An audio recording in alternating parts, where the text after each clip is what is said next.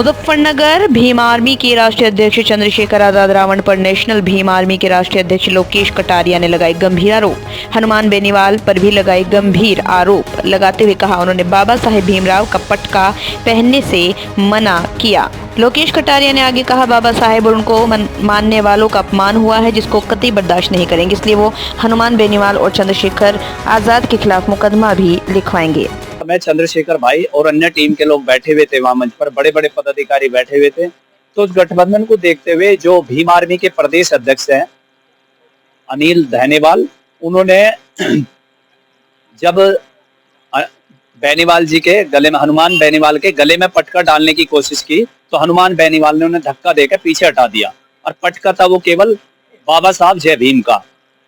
जो तुम गठबंधन कर रहे हो, मैं हनुमान बेनीवाल से एक सवाल करना चाहता हूँ कि जब तुम गठबंधन कर रहे हो तो तुम्हें बाबा साहब का पटका पहनने से क्या परहेज है? नीले कलर से परहेज क्या है? यानी कि तुम साला चूतिया बना रहे हो इस अनुसूचित जाति के लोगों का। और मैं चंद्रशेखर भाई से भी एक सवाल करना चाहता हूँ, क्या आपको इस समाज ने इसी वजह से लीडर बनाया कि इस समाज की बेइज्जती करवाने पे तुले हुए हो? हनुमान बेनीवाल की औकात ही क्या है हमारे सामने?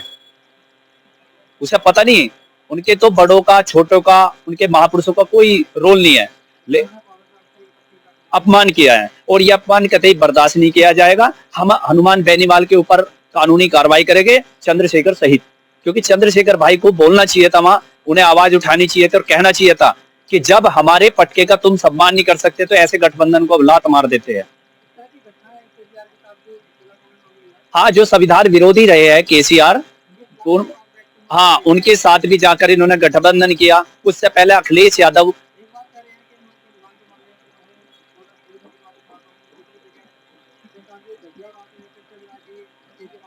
जी, केसीआर के मुख्यमंत्री ने, जी जी जी, देखो पता नहीं क्या हो गया बड़े भाई चंद्रशेखर जी को, पता नहीं जिससे भी मिल रहे हैं गठबंधन कर रहे, दलित विरोधी और संविधान विरोधी से ही मिल रहे। इस देश के अंदर इन्हें दो लोगों से परहेज है, दलित और मुस्लिम। ठीक, बात करेंगे मुस्लिमों के और दलितों के हक की, लेकिन इन्हीं को बकरे का बलि का बकरा बनाया जा रहा है। और जो चंद्रशेखर भाई है, मैं उनसे एक ही बात कहूंगा, यहाँ पे यूपी में अखिलेश यादव जी से गठबंधन कर लिया, जो दलित विरोधी, संविधान विरोधी और आरक्षण विरोधी रहे। आरक्षण बिल उन्होंने फाड़ा, पदोन्नति का आरक्षण उन्होंने खत्म किया और महापुरुषों की तस्वीरें उनके कार्यकर्ताओं ने तोड़वाए। यहाँ तक कि हमारी आदरणीय बहन कुमारी मायावती जी के साथ गेस्ट हाउस कांड करवाने वाला उसके पिताजी मुलायम सिंह यादव और उनके चाचा शिवपाल यादव रहे। वो चीज क्यों भूल गए लोग? तो कहीं ना कहीं हमें लगता है कि हनुमान बेनीवाल जैसे कुकुर मुत्ते और शरारती गंदी मानसिकता के नेताओं को हम बता देना चाहते हैं, ये अनुसूचित जाति के लोग हैं।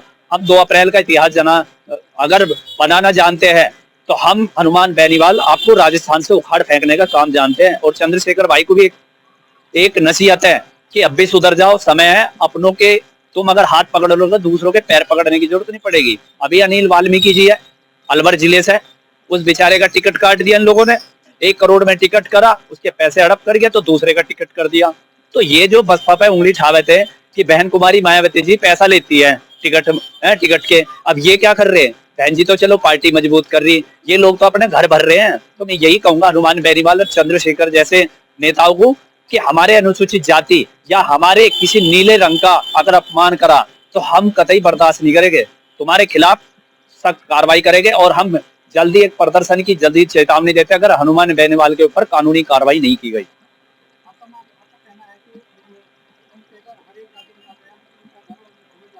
देखो वो तो वो वाला काम है, जय श्री राम वाले को दौरा पहुंच गया जय श्री राम, अस्सलाम वालेकुम वालों के दौरा पहुंच गया अस्सलाम वालेकुम, ठीक, जय चमारों के बीच में पहुंच गया तो जय भीम। वो तो कह रहा क्रिकेट की तरह रंग बदलना हमारे बड़े भाई की पहले पुरानी फितरत है और मैं तो उनके साथ काम कर चुका हूँ, मुझे पूरा पता है। एक व्यवसाय है, बस उनका काम सीधा होना चाहिए, चाहे दलित पिटो चाहे मुस्लिम पिटो, केवल दलित मुस्लिम की बात करेंगे पिटिए।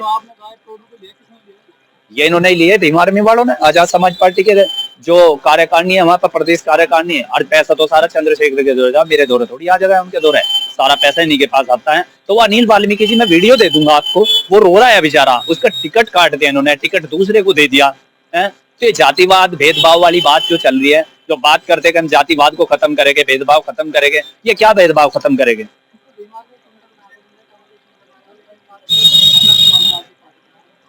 ये केवल हमारे लोगों का बेवकूफ बनाने का काम किया। इन दलित मुस्लिमों का बेवकूफ बनाकर इन्होंने क्या कहा था कि अगर मैंने पार्टी बनाई, दिल्ली में पहला स्टेटमेंट था भाई शेखर का कि अगर मैंने पार्टी बनाई या राजनीति करी मेरा गोली मार दियो। अब कोई इतना बेवकूफ थोड़ी जो गोली मारेगा इसके, ठीक, ये खुद ही खत्म हो जाएंगे।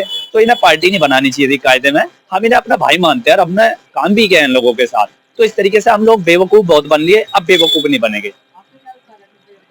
देखो मैं तो इनके साथ जा रहा था, मैंने सोचा सारी पुराने गिले शिकवे खत्म करके हम इकट्ठा होकर लड़ाई लड़ना चाह रहे थे, लेकिन जैसे ही हनुमान बेनीवाल ने हमारे नीले रंग की बेइज्जती की और चंद्रशेखर भाई के सामने हो गई, तो हमारा विचार पलट गया। हम इससे दूरी ठीक है, जैसा 36 का आंकड़ा पहले था ऐसी 36 का आंकड़ा रखेंगे और हम आने वाले समय में जो हमारे हित, जो हमारे समाज की आवाज छाएगी, जो भी पार्टी हो हम वोट उसे करेंगे। हम किसी के साले के ठेकेदार नहीं।